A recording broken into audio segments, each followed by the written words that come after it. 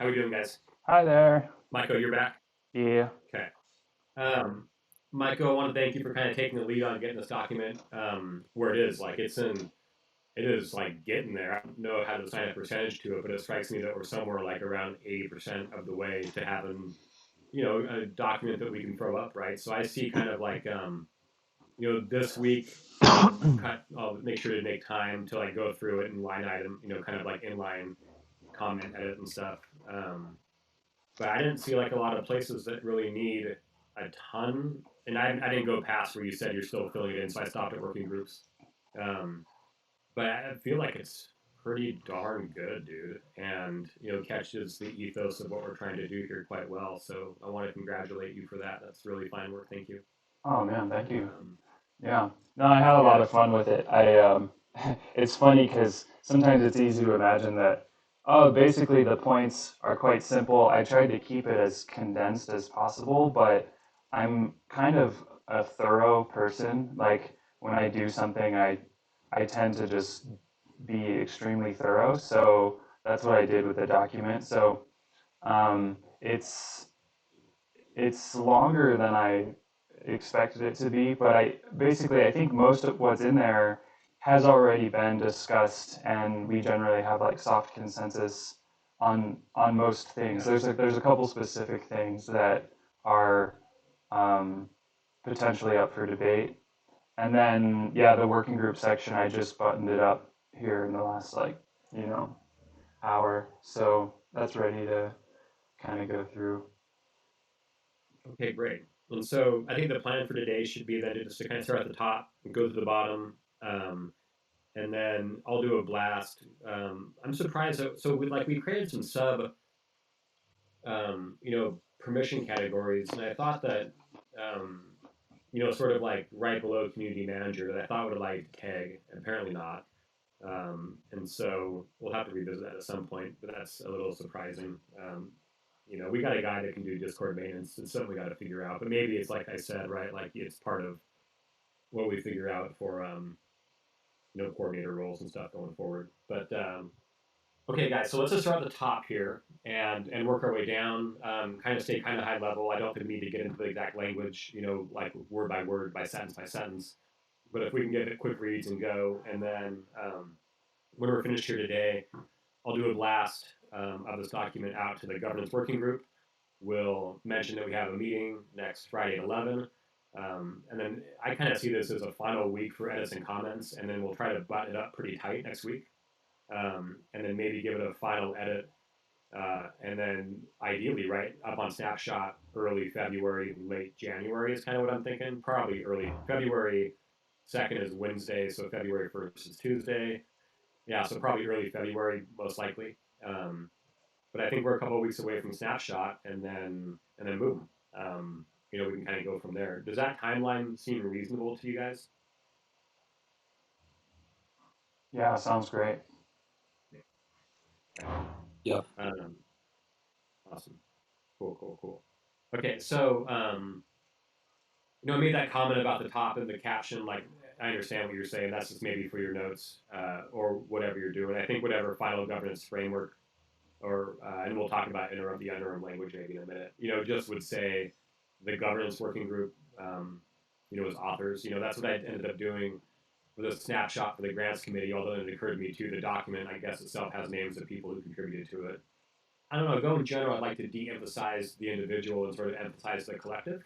So I'd like any of our sort of public-facing stuff to just reference the working group within it. What do you guys think Yeah. about that? Yeah, I think that I totally agree with that. I actually had this little internal thought process about that, about what to put up there, because it's like, on the one hand, initially I just put like all the contributors equal, and then it's like, well, you're trying to be humble, but in a way, you're kind of also escaping accountability, because sometimes it's like you want to know like who wrote this thing, and so you can go to them if you need to, Yeah, in a way. So it's almost like not necessarily a way of taking credit for something, but actually holding yourself accountable to what you've, you know, created. But yeah, that header's just for like this document, and then I would definitely agree that whatever we push as an actual proposal doesn't need to have anyone's name on it. yeah. Cool. I mean, yeah. I mean, my point wasn't like that you're trying to take credit for it or anything. I was just saying that Right. No, I didn't think that's what that you I think said, it's but that was my internal dialogue. but I like that mentality that you have, though. It's like I don't want the credit, but if it's a problem, let me know, right? Yeah. You know, Yeah. which is I think the way that's a great way to operate. And so so cool. Yeah, I mean I know your ethos, Michael, so I wasn't worried about that. I just think that I like the idea of presenting, a unified front. When we put the stuff up for snapshot, I think that's really my point, and I like the idea um, of those being presented by working groups. It's actually funny. So like when I did the snapshots for these other governance proposals, like at first I had author name. Well, at first I put my name up as an author because I'm like, oh, well, I posted on Snapshot, and then I put it up and it was live, and it had a couple days till it kicked in, and I'm going, wait a minute, that's insane. I'm not the author of this thing. So you have to like duplicate the proposal, and then essentially delete the other one, re-up the other one, change the links, and so I think I'm mindful of that because I made that mistake too. Thinking like, what is it? Because in Bankless, the way they do it is essentially like whoever puts the snapshot up ends up being the author. And I'm going like, well, that's weird. That doesn't make any sense. And so I was following into the Bankless framework without kind of thinking through like what that really meant. Okay, Mm. cool. And also, I mean, that I love moon cycles. I have moon calendars around and have a moon watch, but that's a different story. And okay, so this is maybe the first part where there maybe like we disagree, right? Like, so I think that the governance framework by its nature is an interim working doc and will always be an interim working doc. And I don't think that when we have treasury triggers, it changes that one way or the other. I think that you feel a different way that, you don't have a governance framework in place, Maiko, until you actually have an automated, trustless, decentralized, and immutable system, right? And so, um, so I would even either say it's an interim governance framework forever, or that's an extra word, and it just becomes a governance framework. Because no matter what, like even after we have this iteration up and then the next iteration up, and at some point automatic treasury triggers, which if SafeSnap works the way I think it does, might be sooner than we think. It's still going to be a document that we're always working on, right? And so it might just be a matter of language, but I would probably take that out if it were me. Sure. Yeah. Um, as you said, yeah, you know my opinion about it. But I think there's a couple other people who have also expressed the same opinion. I think that it would be like worthwhile maybe to do a sesh vote on that concept because the concept is like what actually defines a DAO ultimately. Um, and like this is a reflection of what I've seen in other DAOs is like most DAO startups, they start decentralized out of necessity um, until they can become decentralized governance. Like the concept of decentralized governance is that the community has control over the resources. I mean, that seems like that's like up for debate right now, but that's my opinion. And I think the use of the term interim within, like among all sorts of DAOs is used to refer to the process of decentralizing control over their resources. Um, so I don't know, like that does feel fundamentally important to me. It's not something that I want to stand on super hard and like block like progress or anything, but there has been some other opinions expressed by other people in the working group as well along those lines. So I feel like it would be fair to like I don't know, do like have some Like I kind of have a soft lot. consensus about it before we I think that decide I what. have. What? Sorry. Go ahead. I was gonna say I think I have way less strong feelings than you do one way or the other. Like if we want to leave it in there, like I don't even care. Really, I just it's just really I don't know. Maybe the fundamental difference is like I think we're a DAO now and you don't because we don't have um, sort of like decentralized control over the treasury, right? But like by that definition, like hardly anybody's a DAO. And I don't know. I guess what defines a DAO is maybe more the philosophical issue behind that word, right? Yeah, well, I think Uh, that's true. That like most groups calling themselves a DAO are not a DAO, and I think that's a problem. And I think that we're going to enter like a kind of a dark phase of like disillusionment where we get a lot of fraud and like kind of unexpected results, and like because of that, because like people are using the word DAO just to kind of benefit from the social value of the concept without actually employing like the principles that matter. But Yeah. that's No, that's just my personal perspective of the situation. no, I think you're right. Like it. I'm sorry, Garrett. No, I was gonna say I could see what you mean if someone if they understand what a DAO is and they enter a DAO thinking it is in the the true sense of the word, I guess it's setting them up to be rugged if all of a sudden like someone with the admin keys is like, yeah, never mind, we're shutting this down or I'm selling off everything or it's like, well, I thought we had shared governance or something. So I definitely share that concern that it opens the door for you know malicious activity. Well, so the interesting thing is, right, is I mean, it's in some point, until you have automatic treasury triggers. I think I have a couple thoughts on this. Like, you have automatic treasury triggers. Um, that is, in some ways, the ultimate, um, kind of the ultimate end game in terms of community control, which is, I think it's really important that DAO punks try to be the model for the ecosystem about what a DAO is. And I think that's what you're getting at, right, Michael, in some ways. I mean, other kind of like sliding scales would be like a 2 of 3 multi-sig is not very good. 3 of 5 is better. 7 of 9 is better than that, and that's more decentralized. And then 11 of 13 is more decentralized than that, right? Because it takes more decentralized control to enact action. Is that kind of what you would view as sort of the hierarchy of decentralization in the framework of treasury management Yeah, I or mean, community yeah, control? I would say in a concise way that um, a DAO would be that the multi-sig is still a multi-sig. It's just that all of the token holders are signatories. And it's, so we have 1,111. So, we'd be a majority multi-sig wallet with 1,111 multi-sigs, which are all of the DAO Punk NFTs.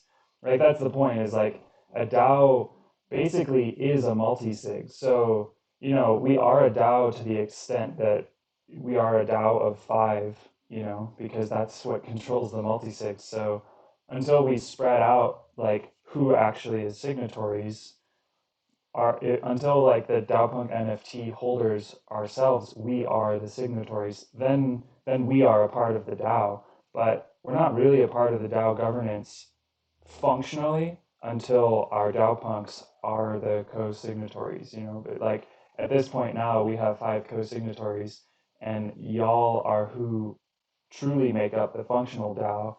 And because that's the history of DAOs, right? Like that's how DAOs started. Is just the fact that we can have a multi-sig wallet, and multi-sig wallets are just kind of like the basis, fundamental like building block of a DAO. Once you have a multi-sig wallet, you have a DAO, and whoever is a cosigner is a part of that DAO governance structure. So we have a DAO governance structure which consists of five signatories, and then we have this like basically our snapshots it is soft consensus. Like soft consensus is defined as a form of consensus which doesn't practically functionally directly affect anything. It's just a way of determining what people think. Hard consensus is when signatories actually sign the transaction, and that's like real hard consensus because it actually makes action happen. So in a way, like our DAO votes on Snapshot would be considered soft consensus because you're being able to see what the community actually wants, but we're not actually affecting the results. Um, and then the five co-signatories are affecting results. So that's where like the hard consensus actually happens. But it's like that's a representative democracy, and it's the same format that any like public company holds. That's why like the the bureaucratic process of public companies and accountability to law is important so that the community knows that there's some kind of enforcement on the will of those votes actually being enforced, and you know blah blah blah blah Yeah, blah. I yeah. don't want to reiterate too much, but yeah. No, you're good. I mean, I think that this is it's a super important distinction, and honestly, it's one I haven't really thought about. And so like arguably, like you have, sort of like super soft consensus in these meetings where you kind of talk about an idea and you kind of come to some rough conclusion. Then you have, sesh polls, which is sort of like another step up of soft consensus, and snapshot, would either be hard consensus for non-treasury matters or another layer of soft consensus for things that implicate distribution of the treasury. And then for things that do that, the only really hard consensus for that is through multi-sigs, because they are ultimately the power centers of financial distribution, right? Um, so I think that's a pretty cool framework to look at it through. It's good, and I think ultimately, like, the subtext of this is, we want to make sure that DAO Punks is actually the most DAOish DAO it can possibly be, right? And to do that, you got to decentralize treasury management. So I'm with you. And if you want to use, the interim language for that, that's cool. And if, and then so your thought would be, once we can institute automatic treasury triggers, the interim take comes off, because then you actually have a governance framework that is a DAO governance framework. That's your logical connection there? Yeah, and I wouldn't necessarily call it automatic treasury triggers necessarily. I would think of it more in terms of DAO Punk NFTs holders are the co-signatories. Well, that's fine. I Yeah, guess I think about the mechanism by which you do that, right? Which means snapshot's executed, snapshot closes, whatever happens in terms of treasury management within that snapshot gets executed, right? So it's not like yeah, the NFT holders then have to authorize on a Gnosis safe or something, right? Because that's all automated. yeah. I mean, in a way, that's kind of what happens, right, as it goes through the logic of the But whatever, snapshot. either way. Yeah. Anyway, it's just a way of thinking about it, I guess. Cool. Um, Okay. Well, if but you but want to do yeah, that, that's how I feel. fine. Yeah, I mean, like I said, I mean, I feel less strongly about that than you feel strongly about it, so that's cool. Anybody else have thoughts on that stuff? If I could just make one quick comment, you know, I definitely see, you know, that what you guys are describing should be the end, like you said, to be the most Taoish Tao, right? To really be the example for other people to follow. But from what I remember, the main thing preventing that is at the time, it will require, devs to actually write out smart contracts or you know, write out the mechanism by which it takes place. Um, my only thought for like the interim is, would it be beneficial even just for a what's the word? Well, e- even just as a I don't know, I can't think of the word, but even as just a symbolic gesture to include language that says, all the signatories are bound to execute the will of the snapshot vote and have them, agree to that. And that this, or not following the actual results of the snapshot vote is grounds for dismissal or replacement with a new signature. What are your thoughts?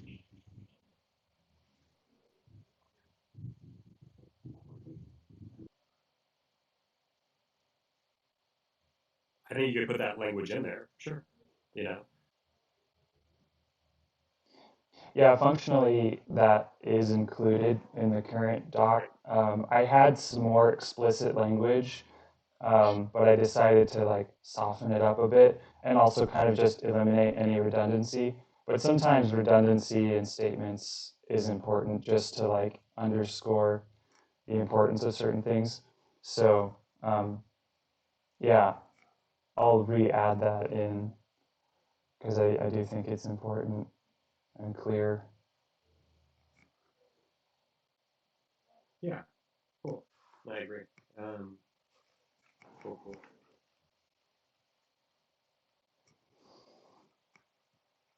Are we good?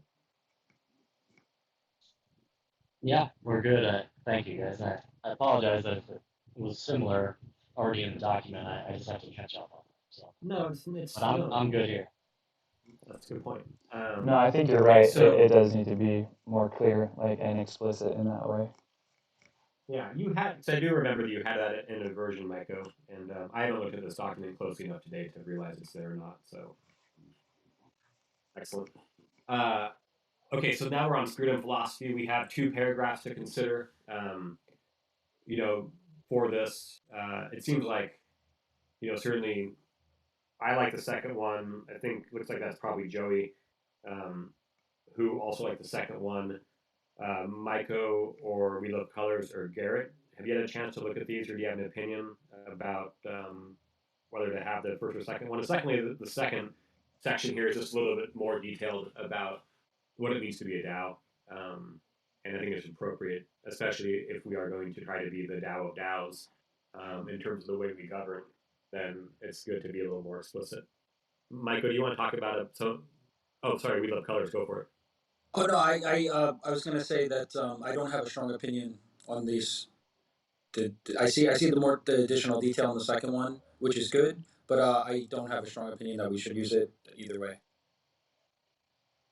Okay.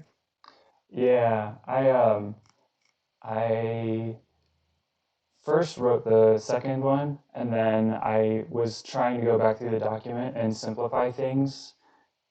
So I kind of just did the first one, which is already the mission statement on the website. So without any like of my own input on that. The other feeling was like kind of trying to gauge everyone's sense of like our path as to whether or not like a distributed trustless governance process like is going to be important to us, like because if not, then the second portion is kind of not actually apply to us as much. um, it's funny, I actually wrote this before we had that little debate about trustless governance process. And I went back in and I looked at it and I was like, oh man, I just like literally wrote this, the distributed trustless ledger has empowered us to create a new kind of entity, the decentralized autonomous organization. And it's like, well, if that's not how everybody here thinks that a DAO actually fundamentally is, then this isn't really true to us. But so it's just kind of like an internal dialogue. The other thing was like my desire to be like try to not be dogmatic, and I realized like this sentence where we're claiming the most effective coordination tool that humanity has yet conjured is a little grandiose, and I felt a little hesitant about that. I might try to like say something a little less grandiose, like instead of like the most effective coordination tool, maybe like I don't know, the next Yeah. iteration of human coordination or something like that, without trying to be too like smug or Totally. I think that's it, right? And so like and that yeah, and then yeah, I mean if I was when I get my mitts on this thing, I mean I was gonna deflower the language a little bit too. Although I like it, right? I just don't think it's necessarily totally appropriate for Jordan's doc, right? Yeah, sure. um, but I like it, and because it's like how our heart feels about these things, and so I don't want to like soften it all the way and make it some bureaucratic document. So so yeah, I love that. Honestly, like I don't have a lot of headspace to think about this stuff sometimes, until it's put in front of my face and I'm sort of forced to. And so I'm really like appreciative, Michael, of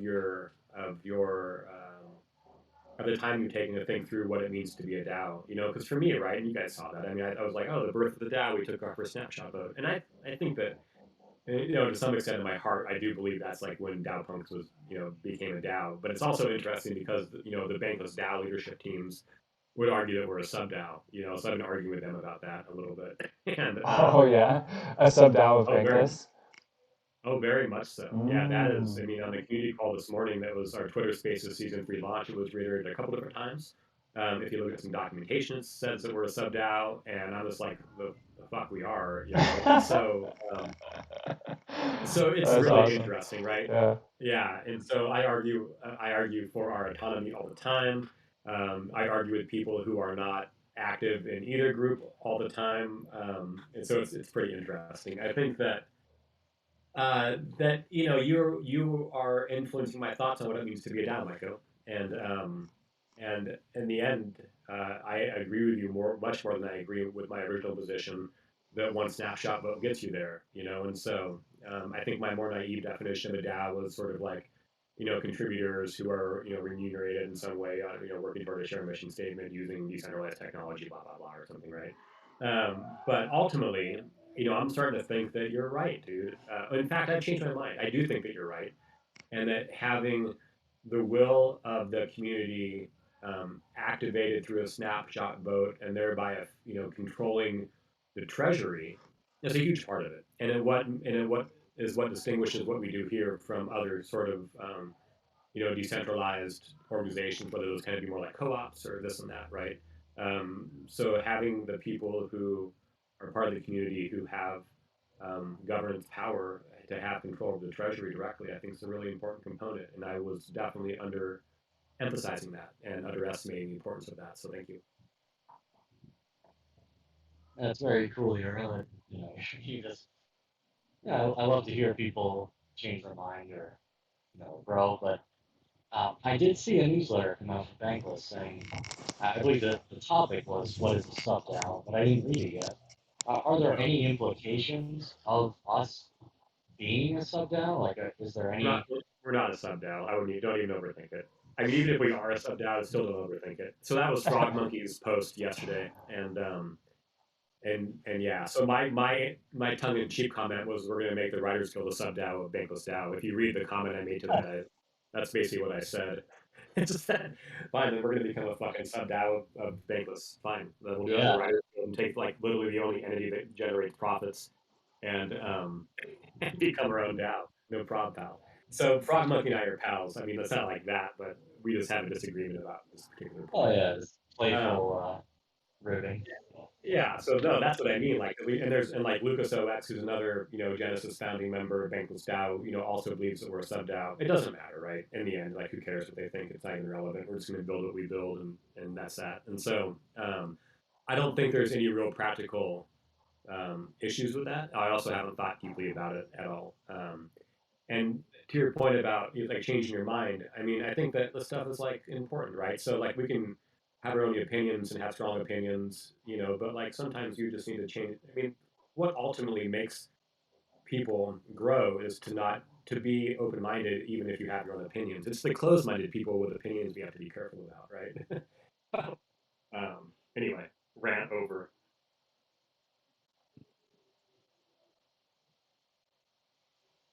Michael, what do you think about sub DAOs? I guess I said that I don't think it matters, but maybe you have a different opinion. Because honestly, I just haven't had, I don't have bandwidth to think about this stuff very much right now. Mm. Yeah, that's a really interesting concept because, like I said, I'm a first principles thinker about this kind of stuff. So when I think about this, I'm like, well, what are you actually referring to? We can talk about the social dynamics and like the social structure, but where is the practical control function actually happening? So if you're talking about a DAO and a sub DAO, like where's the functional linkage between those? Like there's like obviously social linkage and there's like social accountability that can happen. Like, the five signatories of our treasury are socially accountable to us. So there are social consequences to like acting in bad faith, but there isn't a functional linkage there. So I would say like if we're a sub DAO of Bankless, like what is the practical linkage, and then in that same respect it's like if the control of our treasury is consolidated to five signatories, then Bankless DAO has much more social leverage over our treasury because they're able to affect those five individuals more than if we actually had distributed control over our treasury. Like all of the DAO punk holders could be like, well, whatever, I'm not even participating in Bankless DAO. So like, but I have control, over the treasury mutually along with the other 1,111 DAO punks. So like that's like the benefit of decentralization is that you can't be targeted in the same way as when you are centralized. And that's why I think that DAOs, true DAOs, like will survive the test of time, because you can't just destroy them. You can't just target them and control them in the same ways that you can with individuals, and to like for the signatories themselves, I mean, it's a matter of personal protection to distribute that kind of authority because you can be targeted by regulators and law enforcement and frankly just people who want to steal the treasury or whatever. Like you are an attack vector from both inside the community by people who might accuse you of manipulation and from outside the community people who have malicious intent. So it's like not just an idealistic principle to decentralize power, but like a functionally important element for survival is to distribute authority because you become an entity where no one part of the entity can be destroyed in order to destroy the whole entity. Like that's what makes a decentralized entity is that there's no one part of the entity that you can cut off to kill the thing. It's like mycelium. You can't destroy any one part of a mycelial network and actually kill the fungus because it utilizes decentralized intelligence. And that's why decentralized autonomous organizations are so inspiring to me. And that's why I believe they will stand the test of time because you can't kill them. You know, like that's kind of the acid test of a DAO. Like, is there any one part of the DAO that if you destroy that one part, the DAO will die? So and that can apply to many things, not just the treasury. Like for example, if Discord goes down, does our DAO die? Or do we have like redundant, distributed sort of social networking tools ready to go? It's like not gonna always be like a black and white thing. Um, but that's kind of like what I would say about it. If you're gonna claim that we're a sub-DAO bank, that's like, what's the functional linkage that you're actually talking about? I don't know. Right. I don't even know what, like you said, like, what are they even talking about? Yeah. And that's it, and like, and that was beautiful. Thank you, Michael. Like, truly. And no, I agree. Like, I think for so one that I'm familiar with, where I tend to agree, would be like Olympus DAO and Redacted, right? But they like share governance tokens in each other's treasuries. They have paired LP tokens in pools. Um, they share the same leadership structures. Kind of like things like that, right? Oh yeah, that would be the But functional like, linkage, right? Is let's say that that's right. bank And I'm that going, bank yeah, token has exactly, governance power over our treasury, then right. that would be true. And they're totally, and they're like, well, you tip in bank, and I'm going, well, like, yeah, but so, and I was like, so can I go over to, then so my counter argument is that great. So when I need some more money for grants, I can just come over to Bankless and tap the treasury and take some money for grants. That's cool. Thanks, guys. I didn't know that. And they're like, huh? I'm going like, yeah. Uh, and so, totally, that's, yeah. So anyway, I think honestly, dude, I'll say this on recording all day long. It's more about egos than it is about practical realities. And I think the truth is like we've given Bankless DAO, the bulk of its treasury, right now. Sure, there's a lot of bank tokens, but in terms of actual like ETH in the treasury, most of that came from DAO punks, and I think they're reluctant to look at us as being a separate entity, um, uh, because I think they want to think that it's that they earn that or something. I don't really know. It strikes me that it's more about human dynamics and the actual structuring of how this thing works. Well, in Yeah, all fairness, the name of the NFT is Dalphonse by Bank stuff, right? Yeah, that's a whole different rant that just makes me crazy. Uh, Yeah, that's all I wanted to say. I definitely agree, Micah, the on you. seed money, right, came from Bankless DAO, dude, but I think it was like not much, like a couple 100,000 bank, like almost nothing, and so the devs and stuff have been paid post mint, from funds from the mint. I don't know where the 200 grand in bank went, to be honest. Like, I'm just not sure how that was distributed. But I mean, like at that time, it was like 5 cents a token. And so, 200,000 bank is like, I don't want to do the math. Is it 10 grand? You know what I mean? And so, yeah, I don't know. Anyway, we're off Yeah, topic a I little mean, bit. I think that's going to be a continuous sort of like pressure point for decentralized coordination is like the natural human desire to be like honored for your contribution. Bankless wants to be honored for sort of birthing this project, and they deserve that credit in a way. Um, and sometimes, like, if you don't feel like you're getting that credit, you're going to ask for it, but then that comes across as like grasping for control or something. And the nature of punks is that we're going to push against any authority that's trying to control us. So that's just going to result in like hurt feelings and, really ultimately what people just need is like recognition. And Bankless deserves to kind of curate this robust portfolio of like successes, and we deserve to be. I mean, I think they deserve that. Like DAO Punks is a part of that portfolio. That like, hey, like what we're doing is valuable because look what we've done. We've birthed this thing. So maybe the way that they want to do that is by calling us a sub DAO, so that they can have us in their portfolio to prove like the value they've contributed to the world, but maybe there's a different way that they can do that. Or maybe that is the right way to do that. I don't know. I don't really have any opinions about it. But like, if they're going to say that, maybe they should actually propose something functional and practical. Like, well, we want bank to control your treasury, and we want a portion I of think the income. easiest solution Right. here is that we just have to grow bigger than Bankless and then become the majority shareholder of the bank token. So We'll yeah, be I our mean, sub DAO. but like one of my comments always to this stuff is, well, then great. Why don't you go sweep the floor, go buy 20 NFTs and put them in the treasury?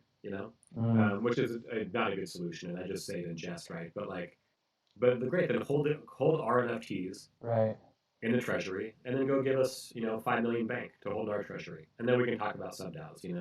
But then, That's like very interesting. to an interesting tension centralization points, like the website redesign at Bankless, because I think you're going to find out that the language on the website, which we have no control over, is going to say that we're a sub DAO. And Oh, we don't so, have control over that, right? Because it's their freaking documentation, and then it's just like, correct. oh, you're just gonna call us a Yeah, sub DAO, and then we're just gonna like not have any say in that, you know? I Like, know. well, if we are a sub DAO, then we would have a part in their governance process too. So Correct. then That's the what I mean. Like put some NFTs in the treasury. Let us our NFTs act as snapshot votes over there, right? I mean, like all that stuff. that's very And so, interesting. Yeah. Well, yeah, actually we kind of touched into this slightly when we were talking about the work board project, which is kind of mhm, like, okay, let's say like a group of four like individuals create this work board project within Bankless or within DAOpunks, but like because we built it, let's say we make ourselves the multi-sig, we create our own multi-sig, and we are the co-signers of like the treasury that we're managing for just the work board project, and then yeah, what's the actual connection to DAOpunks at that point? it's Like, interesting. do that we Well, voluntarily sort of like move funds into the DAOpunks treasury between there, or like does that treasury become controlled by the multi-sig of DAOpunks as a whole? This is like a really, really broad discussion, like ongoing discussion. it's super interesting though. I mean, the same thing with the podcast thing that we're spinning up, right? And so, I think that because we talk about it in the proposal, like, giving a percentage of whatever the sponsorship revenue becomes back to the treasury, which we'll do, right? But I mean, I think it probably speaks to a few things. Practically, we need like a project, probably like a project management framework of some kind within the governance document, so that any projects like the work board, like the podcast, like the newsletter, that are spun out of, or maybe spun within DAO Punks, have some guidance in terms of how that works, right? And then over at Bankless, the same thing. Like I'm on a handful of multi-sigs over there, for the newsletter team. I'm on that multi-sig. For our editorial and publishing arm, which is kind of like a pseudo project. I'm on the multi-sig for client services, which I just kind of got tapped to help build that out. We're going to have our own multi-sig. And, some of those flows, right, go back to the Bankless mothership. or to the Writers Guild multisig? And so these are really fascinating questions, right? And so, uh, um, wow, we haven't got past the first like half page in 51 minutes. This tells you, I mean, like philosophically, really how many things there are to think about when we're trying to do this the right way, whatever the right. is, you know. There's there's such a task of balancing these meetings to short-term goals versus long-term goals, because I mean right now we're generating like rich, deep value to our long-term governance structure, but we're also circumventing some of the short-term needs in order to do that. So it's like having that balance, but the short-term needs is obviously working through this document. Long term is discussing all of these ephemeral concepts. But they seem to play so tightly. I mean, I'm not like, you know, if this was December 15th, I would have had the corporate mindset still of wanting to pound through it, you know, and sort of like get into and like get this thing ratified. But like, I don't know. I think that it's super important to consider these as we go through because it may change our short-term goals a little bit, you know. totally. Like right now, I'm way more keen to do Say Snap if that does what I think it does than I would have been 2 weeks ago or last week, right? And I almost think that maybe that's a part of this framework that we're making here, right? But you know, I don't know, you know. So yeah. Well, I guess I'm not too concerned really about timing like that. Are you? I'm not. I would be fine with this kind of taking as long as it needs to take. Maybe one goal that I would like to have is to address some of these highlighted portions, because these are kind of really specific things. So the first one is the voting period. So this is the section 1C of a DAO vote proposal must have a voting period of at least 7 days and must be made public in the announcements channel of the DAOpunks Discord server and from DAOpunks NFT Twitter account at least 3 days before voting goes live. And this was a feeling I had about the grant proposal, was like, boom, all right, proposal's live, and then everybody's excited to go vote, and they go vote, but like nobody had a chance to really express their feelings about it. That might have influenced people's votes. So having a buffer of like when the proposal is actually viewable, and when people can start voting on it, so there's time for public discourse. I don't know, those numbers were arbitrary. I just picked them out of thin air, but what do you guys think about it? Okay. Let me make a few comments. Like one, I think it should be hours, not days, just because days don't. I mean, because we're so multi-time zone, right? I'm always a little worried about days. Like when people say the vote closes on January 19th, but okay, you know, where in the world is January 19th? So I think I'd probably run hours for that. Okay. And 7 days is, I think, fine, or you know, whatever that would be, 7 times 24. You know, somebody can do that math, whatever that is, 160 or something. 168 hours. 168 hours. Okay. Do we like 7 days? Does everybody here think that that's a good amount of time? 7 days before it goes live on Snap? No, that would be the voting period between when voting opens and when voting ends is 7 days. And then there would be an additional period before voting opens. Yeah, 7 days seems like enough for now. I mean, I'm worried it's almost like, it's a pretty standard number for snapshots, you know? So it's fine. I mean, it strikes me as maybe like a little long, but I don't really have any reason why I feel that way. Okay. I thought it was a little short. A little long. Okay. So maybe we have found a good balance. Okay, cool. I think that, you know, I mean, so like, you know, Twitter is like another centralized thing, right? So that's under CV's control. I don't have login information from that, although he'd probably give it to me if I asked. I don't know that Sinjin does either, quite frankly, right? And so, you know, who controls the DAOpunks Twitter account? I don't know if that's, you know, that's an interesting question, though, right? I mean, it's the same question as who controls the Discord server, right? I mean, it's like, sure. That's why we need like redundancy in Web 2 applications that we're using, because it's like let's say somebody lost their password or just gets hurt, and whatever, and it's like, well, I guess we don't have a Twitter account anymore, I don't That's know. right. And like, or like, practically, so like, CV is the server creator, has, levels like even I as a super mod don't have, or Chorus as a super mod doesn't have, or like sort of our Discord wizard CCK. I mean, he could be mad at me for something that happens in Good Morning News and come over here and delete our server, right? Maybe more or less. Yeah, yeah. And Well, so we're, yeah. I mean, these are the kinds of contingencies that sometimes seem like unrealistic. Maybe certain projects they'd be like, oh, that would never happen, and they might be right. But the point is that we're trying to build a robust framework that could apply to anyone.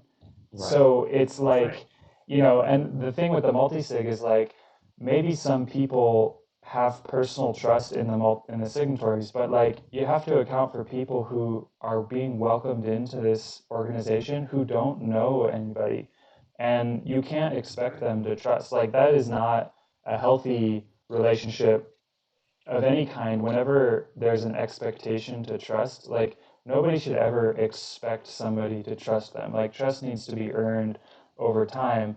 So if you're building an organization that requires trust to be built over time, you're limiting yourself to, like what kinds of people and how many people can actually be involved over what time period. Um, so like these kinds of trust issues, I think, are like fundamental to the development of DAO culture. Plus one, brother. I totally agree with you. Um, yeah, I mean, like we revoked CCKs, or I did because I can't, but CV did because we were talking in the core team meeting the other day about like, and then of course like what's a core team then, right? But that's a different story. But Yeah. um, Let's go back to that. Yeah. about security issues, right? And about this would happen when there was these hacks going on, and so he revoked CV's permissions, and but then we need server help, right? Like I needed to call him in, for example, just the other. That was because one of whose pal was that? Who Carl Sheriff's buddy bought an NFT but couldn't verify in the channels because something was wrong, and then so CV came in and fixed it. But we had to restore his admin privileges again to do that, or then to like get Craigbot working, which is now here. You should know, um, uh, and theoretically should work. Um, we had, so I needed him yesterday, but I did that during the grants call, right? I said, hey, Pop, can you come in and help us get Craigbot set up? So I invited it, but it still wouldn't work using the commands, and I don't know what he did to fix it, but he did. But yeah, until then you can't back up a Discord server, right? And so like if all of a sudden somebody comes in here and deletes all the channels, like they're gone, dude. There's no record of them anywhere, unless and maybe this goes into the governance framework too, is that you have a regular archiving of channels, and then it gets backed up somewhere, somewhere. Um, that's maybe a thought too. So Yeah, I was gonna ask about that. Like, is there really no way to export channel history or anything like that? I mean, that's I crazy. think you can maybe archive them and export the archive. I don't know. I've just kind of caught chatter that that's doable. I don't know if you can export them to IPFS or where they live, or how that works. So no idea. Nice. But I yeah, wrote that in working group coordinator roles. Um, yeah, the core team concept, I actually wanted to include something along those lines, and this is along the lines of like distributing credit where it's due. It's like we're trying to distribute authority, but we also want to recognize like the value that has been contributed by centralized sources. Because I feel like that's like this reciprocal process. In order to move energy out, you also need to move energy in. So some kind of honorific like recognition of the founding team, as well as like defining the power that they actually have and recognizing like their role as distinct from, let's say, we have working groups and we have coordinators, and those are specific defined groups, but we also have this like founding team, and the founding team members may not be on any particular working group, they may not be coordinators, but they still should have certain powers and abilities and also deserve like a certain title and recognition for being founders of the project. And like it would be good to include something like that in our governance framework, whether that's in this interim in one or in the next iteration. But that was a thought that I had, and I didn't really know like where to start with it. Yeah, me neither, to be honest. But I think that it needs to be somewhere. Maybe it's in the next iteration, so that we can think about it more. Because one of the things I want to do is build, and I think that after talking with you a bit and philosophicalizing, which is not a word, philosophizing, about stuff a bit. Um, so one thing that we talk about, with the core team is, people ask us sometimes if we will come in and advise their projects, their NFT projects on how to do one-to-one merge claims, right? And whether that can be a revenue source, et cetera, et cetera. And, we don't really have any interest in um, sort of like going, hey, well, Board Ape Mutant Penguin, yacht ships wants, one-to-one merges. So yeah, we're going to come in and advise them, right? But what we do want to do is basically create a playbook for how it was done, and then just publish it in its free information, right, in the SolarPunk ethos. Um, and the same thing with and so I have been mentioning, from the beginning of this governance doc that, we should do the same thing with our governance framework, with our treasury framework, with our gas framework, and have them just available for people to look at. And I think as we really, are thinking more and more about how, we are building a governance framework that really seeks to be and embody, the pure essence of what it means to be a DAO and a really thoughtful definition of that, which I think we should probably come up with a really thoughtful definition of that at some point. I mean, the philosophy paragraph is cool, and it sort of captures some of that. But I think that maybe we go, so far as to really go, a decentralized autonomous organization is or must have the following characteristics, and then, or however we choose to do it, right? And then, other DAOs can look at that and go, okay, so that's what a DAO is, Anyway, Mm. um, those are thoughts. But yeah, so I'd like to publish this and have it available for anyone to sort of fork and use on their own, right? Kind of like we forked a little bit from the Writers Guild, although, not a whole lot, to be honest, in the end. Uh, all right, guys. Do you want to try to hit these points before we all need to bail and go about our separate ways? Maybe there's a couple more things we can hit real quick. So voting Yeah. period, 7 days. Yeah, I'm in no rush. So I do. I gotta get other stuff done because I gotta ship a newsletter out today.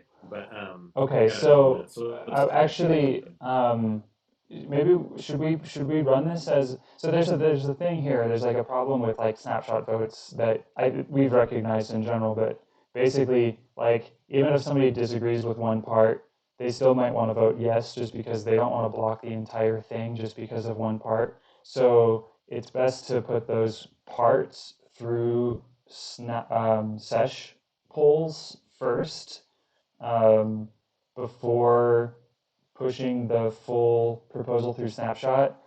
So maybe like we could put this voting period of 7 days, with a buffer of 3 days, like through a sesh poll, or maybe that's not necessary and we feel like people don't really care that much one way or the other and we should just decide here. But there might be a few other things in here that we would want to do that with. let's just, I guess, think about that. I mean, like, this thing has been built based upon sesh polls to a large extent, right? Yeah, totally. There's a lot. Most of it doesn't need, but I guess just leaving that open. Maybe we push some sesh polls if we feel like we need to. Like this interim thing, that we're talking about might be like, do we keep? Yeah. Anyway, I'll just keep going through these highlighted portions here. So I wrote relevant documentation shall be published on IPFS and linked to in the DAO vote proposal or published directly within the snapshot proposal. Is that satisfactory? I also put in Yeah. the notes and references, two separate links to two different web-based tools that people can use to upload files to IPFS. Yeah, I love it. Okay. Totally. And I think that, though, that would also be something that you would publish the 3 days before the vote, right? So let's have Yeah. that document locked Yeah. and on IPFS before, before you even announce it for review prior to voting. Yeah. I don't think that 3-day review period is so that people can make changes. You know what I mean? No, it's not to make changes. It's just to read it and debate amongst themselves which way that we should vote. That's right. And maybe like you need like a town hall or a town square channel, right, where you kind of do this governance debate. I mean, you can use the poll channels or whatever, the governance channel, I guess, is kind of what that is. But yeah. Oh, well, we could have yeah. like a snapshot debate channel. Yeah, and you might want that. And that's why I'm also interested in, and I made that note somewhere about Commonwealth, which, because what you really got to do in the end is get on discourse, right? And that kind of solves part of this problem too. And so, do we, because as this thing grows, right, we're going to have proposals.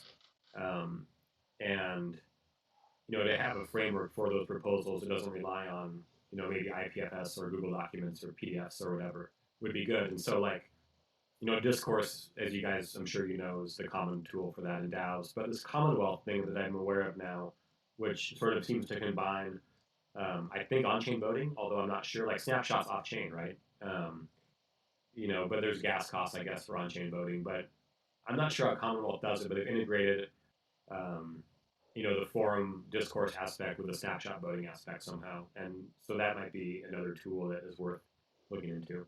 Yeah. I don't know if they have plugins for treasury management or whatever, but another thought for sure. So cool. Okay, so that looks good.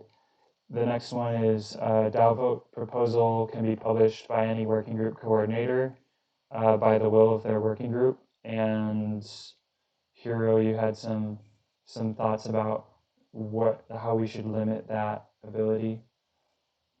Yeah, I mean, not to sort of, I guess I just, like I said, I mean, I think as governance and ops as sort of being the same thing for DAO punks, and so, I mean, here's my thing. I guess I don't want, and maybe this is a centralization framework that I'm working through, is, 10 addresses within Snapshot who can all sort of send votes whenever they want. And maybe that's just a fear I have that somebody in there is going to set up some kind of bad Snapshot vote, delete the rest of the addresses. Because anyone who's an well, maybe I need to double check whether there's an admin address or who can. Though I think that there are actually. So I'm conflating a problem that doesn't exist.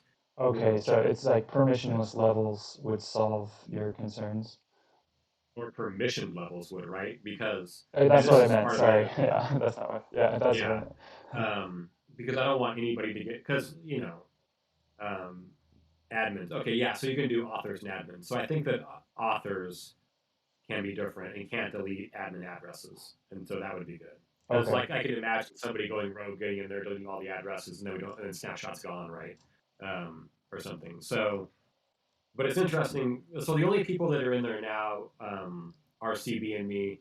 CB's never done anything in here. We're both the only two admins and the only two authors, And I think that we could add more authors, and then we need to figure out what it means to be an admin.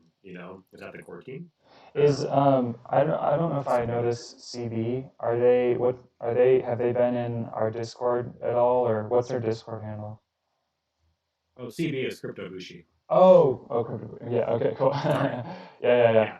And then Sinjin, to be honest, like just doesn't have any real interest in this stuff. Like he doesn't want to get into Snapshot. He just wants to make art. And make music for the stuff that we do. Oh man, dude, I listened to his album. That was so cool. Oh man, I know. That was amazing. I was like, whoa, so good. I was rocking out. Yeah, he dropped it in the art channel. It's so cool. He made this whole film that tells this story surrounding this album, and he's got all kinds of music on Spotify that's like rocking. That's badass. Yeah. Okay, cool. So under DAO vote proposals published on Snapshot, I put two different levels, admins and authors. So I'm going to list who the admins are, and are we happy with the idea that working group coordinators can be authors? Yeah, I think that makes. I mean, I haven't thought about that really, but I can't think of why that's. Well, I mean, again, like I sort of see governance and ops as being this kind of the same thing, and so I don't know. Yeah. I mean, I don't have any conceptual issue, I guess, with people from Treasury and grants doing that as well, right? Yeah. I think my question would be why, That's Okay. all. Okay. So I'll keep that one highlighted. We'll return to it. As far as maybe working So group Hero, coordinators, maybe maybe you're just saying governance only coordinators. like governance. Oh, sorry, Michael. Go ahead. No, I was saying, Hero, are you getting at like maybe only governance working group members have that, authorship? I think Because that that's the nature of the governance yeah, working groups. I am. Yes. Does it- I mean, that sounds about right to me, but we can leave it up for debate. Yeah, I would Sure. say I think if we were going to do that, you just need to make sure that there are sufficient number of governance coordinators so that that role can always be filled in case, like, so that there's sufficient redundancy. Like, if that wasn't the Yeah, case, that's then true. maybe we might be able to get by with just 2 governance coordinators. But if only governance coordinators can push snapshot votes, we might need 3 or whatever, just to like try to decentralize that power a little bit and have a little bit of redundancy. I don't I know. agree. I mean, Yeah. quite frankly, I mean, I'm in favor of more coordinators, right? Like, I would like, no joke, like I would almost not even put it to vote, and I would just allow anybody who wants to raise their hand, who's part of the working group, to be a coordinator, because essentially there's no difference between because it's so easy to become a coordinator and not become a coordinator if you do majority or voting. I would almost say, like, if you want to be a coordinator, raise your hand and be a coordinator. It's more honorific and it's based upon what you want to do. So if you feel like you want to steer it, steer it. Mm-hmm. This might be the wrong. It might be wrong, but that's kind of like where I'm at. Like, is it really even an elected position, or should it just be like whoever wants to be a coordinator can be a coordinator, and then practically don't do anything? Maybe then there's provisions for the working group to remove that label if we think that label is important. I don't Mm-hmm. know. It's just Yeah, I see where you're coming from. Like, I feel like there is a need to sort of have an understanding of reliability of, like, on the part of both the person volunteering to be a coordinator and the community to sort of have a role that um,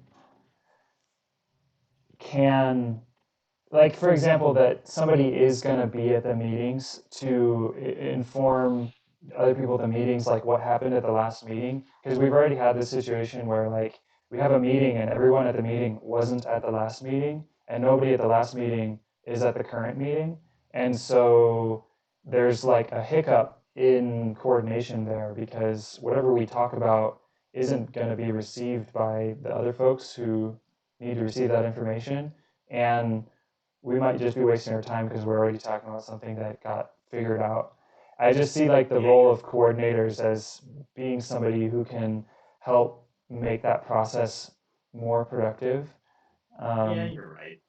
You're right. But then should it be it, based upon, like, I mean, you know, how many, have you been at the last X amount of meetings, right, or something? I just don't know. And maybe it's yeah, a vote. yeah, I don't know. yeah. I Well, see where you're maybe coming from, though, have for sure.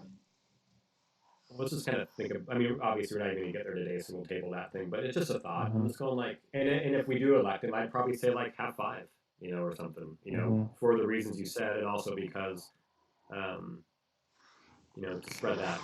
If you're going to centralize within a decentralized working group, maybe try to decentralize the centralization point as much as you can. Yeah, I kind of was addressing that by suggesting that the idea of being a coordinator is separate from your idea of being a contributor. So, like, a coordinator is a contributor equal to the other contributors. So a working group needs to have, like, let's say 5, 6, 7, 12 contributors for it to really function, but it doesn't need that many coordinators because the coordinators are just there to help tie the threads between contributors and make sure that everybody has the tools that they need to contribute effectively. So, like, you can be a coordinator and a contributor, but your role as coordinator is separate from your role as contributor, because your role as coordinator should not be to influence the group or the direction with your own perspectives. That's your role as a Right. contributor, which is equal to everyone else. But your role of coordinator is to take the perspectives of everyone and distill it and kind of curate it in a way that's receivable and digestible to everyone else, so that the like collaborative intelligence is like most effectively and healthfully digested by everyone, and we can get like the most powerful hive mind, um, running. I think if you check out what I wrote in working groups, this is just kind of coming out of my own ideas, and it can change a lot and be totally different. But it's kind of like working on that kind of principle. I think there's a danger of having coordinators at all, because it'll make other contributors feel like they're not necessary and they won't Yes. show up as much. So it's like, if it looks like to people that coordinators are the primary contributors, then they'll just not show up, because it's like, oh, the coordinators are doing this and they're receiving most of the credit anyway, so I don't see why I should show up. So we have to kind of diminish the amount of credit the coordinators actually get and uplift the like honorific status of like contributors.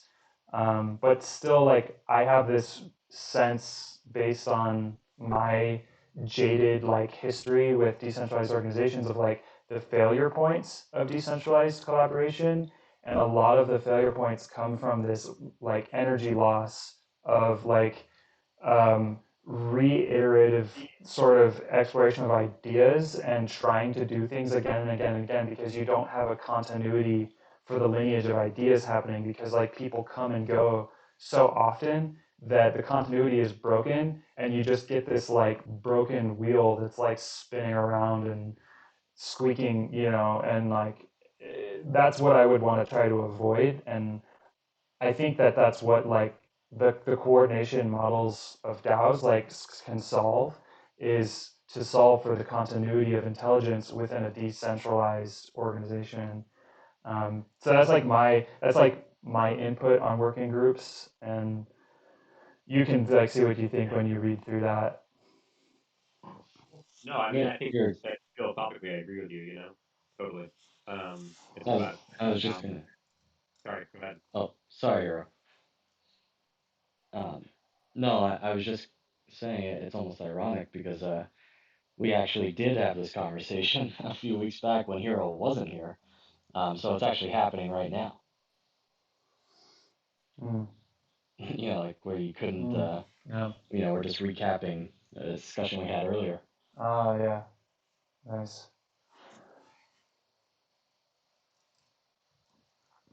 Well, cool. Guys, I gotta run. I just gotta take care of some other stuff on deadline today. Cool. Well, thanks for sticking around 20 minutes after the hour. I'm happy to stick. I would stick around another 3 hours if I had the time, man. This is what I love. Hey, I recorded this too, so it'll be on the YouTube channel. I love it. So yeah, there's a centralized choke point too. Yeah, totally. Where is Did you make? So you made a DAO? Did we not? Did DAO Punks not have a YouTube channel before? Not that I'm aware of. Yeah, I just don't know either. That's Uh, I think that we maybe do. I wonder, because um, I was talking with a couple of people about doing, like an AMA podcast type thing with somebody who went full time DAO that holds a punk, and CB was mentioning putting it mm. on Oh YouTube. yeah. Okay. So I He wonder. has. I'm seeing that CB has a Crypto Bougie channel, and he's putting up content on there. So that's cool.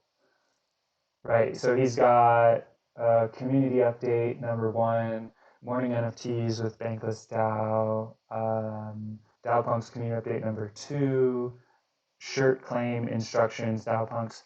So I think this is like a discussion that we need to have, and folks can have it amongst each other and themselves, and then we can come up with some idea of what we actually want to do. This was like a short-term solution that I just needed to share this video somehow, and that just happened to be like the most immediate effective way of posting the video in Discord was to upload it to YouTube. So I can either like migrate these videos to CV's channel, or we can create a different official YouTube channel, or this can become the official YouTube channel. I can like hand over the password. I actually created a Gmail account in order to create the YouTube channel, so that's another thing. I created DAOPunksNFT@gmail.com. Yeah, we have like another DAO Punks Gmail account as well, actually. Yeah, so I didn't want I was hesitant to do it because I knew that people had already probably done stuff like this, but I just was like, I just want to share this video. How the fuck do I do I would think it? that no, I mean nothing. I mean that's all good, right? These are all things. I mean, what we are finding here are where these friction points are in this process, right? And if we're, in our small DAO where you have a lot of, well, a handful of people who care deeply about some of this stuff, imagine if you're a larger DAO, right? So we're built the playbook for DAOs, guys. This is great. Um, it's all good. Let's not sweat that stuff at all. Let's figure it out. It's just, I mean, it highlights some of these issues, right? Temporalized choke points, whether they're through Gmail accounts or YouTube channels or Twitter accounts, right? It's really Right. super interesting, actually. Yeah, and that's just to say like I don't have any attachment to it. I just did it, and then whatever we actually want to do with it, I'll do whatever Well, yeah, but we want to do my only long point is term. like someone had to do that, right? Because the technology we have, we run these Web3 off Web2, so like technology demands that one person goes in, creates an account, and then there's an account, right? Right. Yeah, and And if without that yeah, agency, it doesn't happen. totally. I mean, and like kind of like that person that shouldn't be the same group of people all the time, like there should be different people who have control over those different web 2 applications, which is yeah, if CD goes down, the Twitter goes down, but at least the YouTube channel doesn't go down, something like that. Exactly. That's right. And so those should be, I mean, like to go back to the point of redundancy, right? Like, maybe each social media platform should have a different holder, right? Mm-hmm. Or like those keys are just public somehow, but not too public or something, right? Or, um, or you have like a committee on the holder of secrets. I don't know what it is, right? Yeah, that's cool, man. But the working group of secrets. I like The it. the Guild The of groups are Secrets, the reinforcement. Guild of Secrets. Yeah, totally. So but maybe that's what you need, right? Is like a handful of people who have the keys to everything. Yeah. I mean, but that's what Web3 solves, right? Is because like if YouTube was Web3, then you could log in with your, coordinator qualifications, without needing to know a password.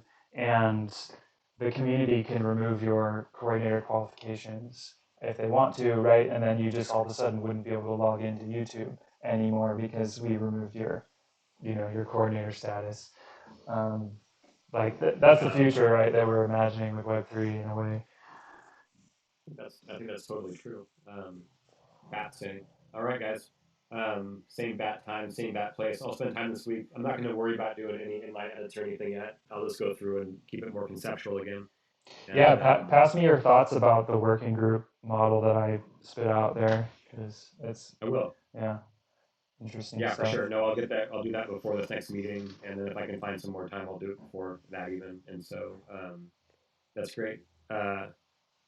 Well, guys, always a pleasure, man. I really appreciate everyone being here and the work that we're doing, and I am, and I'm loving this. I mean, I love that. I love that. Just in the last week, my mind has changed about what it means to be a DAO. And so I couldn't have done it without this stuff. So deeply appreciative. That's nice. I love you for it, Hero. Awesome. Amen. Yeah. See you soon here. Take Cheers, care, brother. guys. Bye bye. Bye bye.